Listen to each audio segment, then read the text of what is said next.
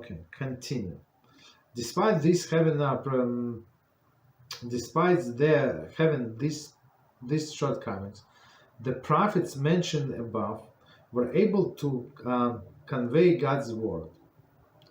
The undesirable attributes they possessed, nevertheless, were like the whales for them. Whoever had the 2 or 3 qualities that deviated from the mean, and explained chapter 4, would see God behind 2 or 3 whales. So that explains why Rambam, like where he was leading us all this time. So one more time, despite there having been having these shortcomings, meaning all of these righteous people and prophets. Of course, Yaakov was a prophet, right? Of course, the prophet, the prophets mentioned above were able to convey God's word, right? So they were able to get Hashem's word and spread God's word. But what is the problem? The undesirable attributes they possessed, nevertheless, were like the well for them. But all of this bad character, not bad, negative. Some negative as anger with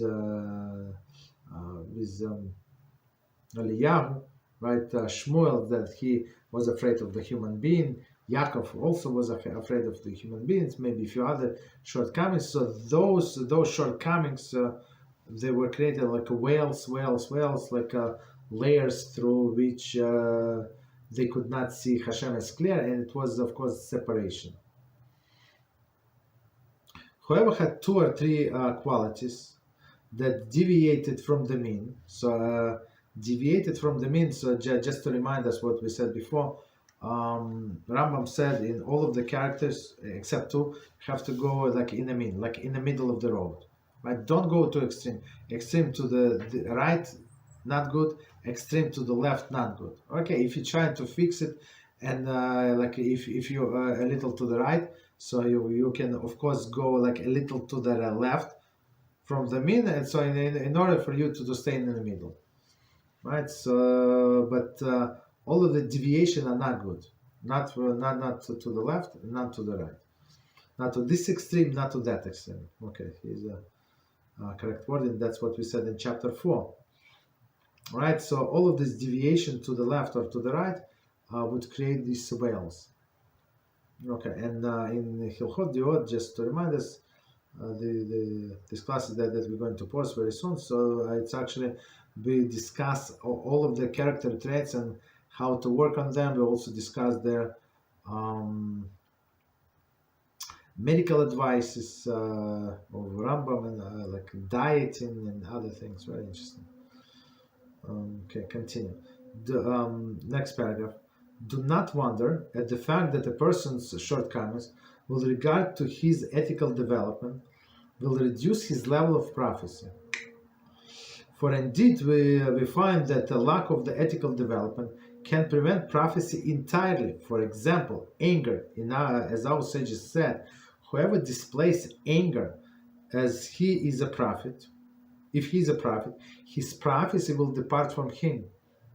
They derive this concept from the narrative regarding Elisha, who did not receive a vision from God until he purged himself of anger, and therefore he requests,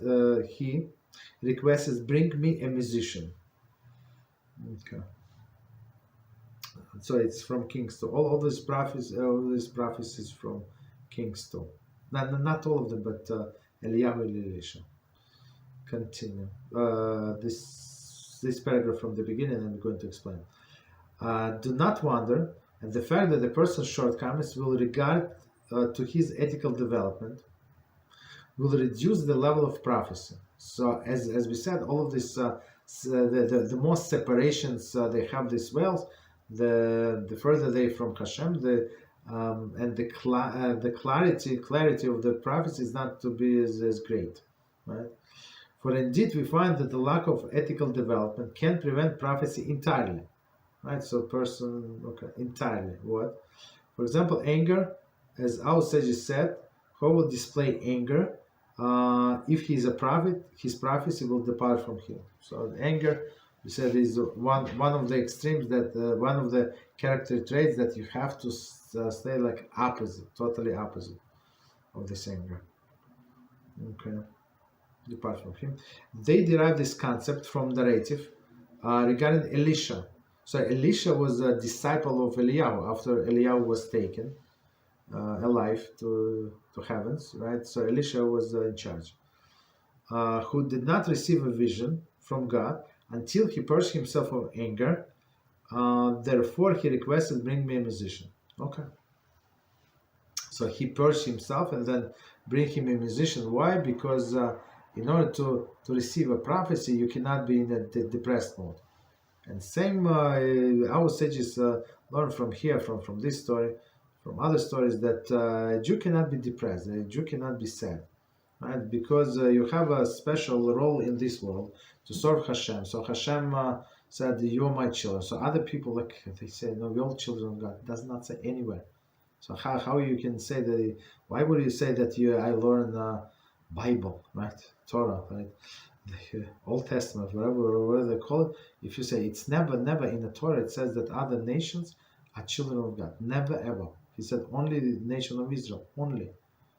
And it's not that there is no discrimination, right? That's go discriminate, right? To talk to Hashem, go to the Western wall and write him a note and say I don't agree. Okay, but right. So Hashem said only my children are children and daughters, my daughters. All other are just creations, right? So just from this thought, does not matter what's going on in your life. That's how Hashem is treating you. Okay, so and it's all of our problems, all these troubles, only temporary. Just so you know, they're only temporary. Okay. But when a person like endures and go through all of the trouble that in life, and the way Hashem wants, according to the Torah, the reward is going to be immeasurable. So it's all worth it. Continue. Similarly, worry and melancholy prevent prophecy. Okay, as reflected by the fact that the spirit of prophecy did not rest upon Yaakov throughout the years he mourned for Joseph, until he received the word that he was alive. Thus the verse, "And the spirit of Yaakov, I'm sorry, the spirit of Yaakov, their father, was revived." It is rendered by the Targum, which explained in the interpretation received throughout the tradition from Moshe as, "And the spirit of prophecy rested on Yaakov, their father." And our sages mentioned prophecy does not rest amidst laziness and sadness, only amidst joy. Okay, so that's from where these breastlips. I think that they got from Rav Nachman said that you cannot be depressed, but in his life, in his time, it was very easy to get depressed, right? I think he was like after very closely after the Bogdan Khmelnytsky, right, in Ukraine, in Russia. So he killed, I think, like 20% of the Jews, like living in the area. They killed like the blood was everywhere. Like they would kill the whole towns, the whole cities. So people, of course, refused to convert, and they killed them, slaughter, right? So people were very much depressed, right? And of course, so for them, the specialists. So he said a Jew cannot be like he said it is a sin to be depressed. Okay, so let's see. So from the beginning we're going to explain. Similarly, worry and melancholy prevent prophecy. So I mean, if somebody is always nervous about the future, about the past, about this, about that, that's he never going to advance. That he can never concentrate on anything. Right? That's a big issue. So our sages say whatever is in the future is not up to you. Right? You cannot control. Whatever in the past, it's not up to you. Of course, you can do the show, you can do the regret and stuff like that. Yes, but it's not up to you. I mean, you cannot change it, right? But the present is up to you. Whatever the present choices is up to you. But Satan actually confuses people so much. They worry about the future always. They worry about past constantly. About present, not so much. Exactly the opposite, right? So one more time, the similarly worry and melancholy prevents prophecy, as reflected by the fact that the spirit of the prophecy did not rest upon Yaakov throughout the years mourned for Yosef, until he received word from that his life. Okay, so Yosef was away for many, many years from Yaakov, and Yaakov was mourning. So his soul knew, as Rashi explained, usually a person starts forgetting, even though the closest one, after a year. So that's how Hashem created a human being. But Yaakov did not give up. So, and he was not. Nobody could console him. Why? Because like his soul knew that Yosef is there, right, somewhere. So I mean, he did not know. He did not have a proofs, but his soul knew that he's alive. That's why he was continue mourning, right, missing him. And when person is sad, there is no prophecy. Okay, continue. Thus the verse, and the spirit of Yaakov, their father, was revived. Right, is rendered by the Targum, which explained that interpretation received through the tradition of Moshe as, and the spirit of prophecy rested upon Yaakov, their father. Meaning that after he knew, he got that news that his beloved Joseph is alive. Okay, so he got his prophecy back. Very interesting. So, and so our sages commented, prophecy does not rest amidst laziness, sadness, only amidst joy. That's why all of the prophets needed musicians to play nice music for them, stuff like them, to make like the spirits high, and that's why, as we were discussing the laws of 9 days, right? In 3 weeks, we said that listen to the music. But if somebody is so depressed, like a person is going to commit suicide or something, unless they listen to the music, of course, we allow them listen to the music because it's not for a joy, but for them it's survival.